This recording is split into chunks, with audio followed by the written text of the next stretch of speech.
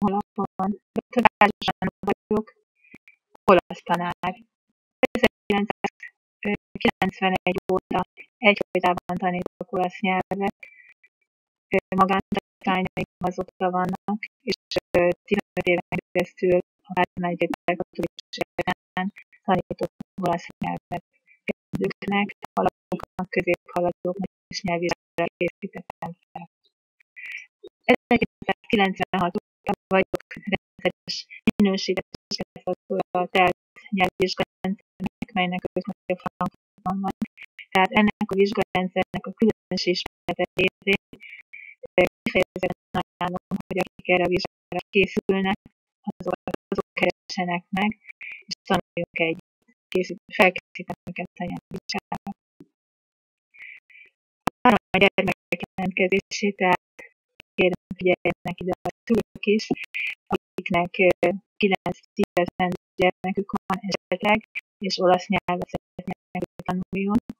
Javaslom, nagyon ajánlom, mert ez egy olyan nyelv, ami által nagyon meg tudják szeretni a gyermekek az idegen nyelveket, mert sikerélményeik lesznek, és szérdalmas, köztudatállalmas az olasz nyelv. Tehát alkalmas arra, hogy első idegen nyelvként a gyermekek ezt tanulják meg. Vagy legalábbis elismerkedjenek. A felnőttek és középiskolás diákok jelentkezését is várom. Elsősorban azokért, akiknek korrepetálásra van szükségük, mert olasz tanulnak az iskolában, és esetleg segítségre van szükségük, és mindazokat, akik esetleg tovább tanulni szeretnének az olasz nyelvvel, vagy akik felnőttként egy osztályos oktatás vagy munkavállalás előtt állnak, és az olasz nyelv kezdőként szeretnék pillanatnyilag megismerni, és elsajátítani.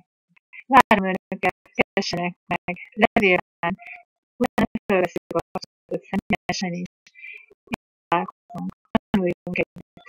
A legfelületen Skype-on, ha pedig személyes órát szeretnék, akkor lakásomon. 15. kerület Budapest. Viszontlátásra!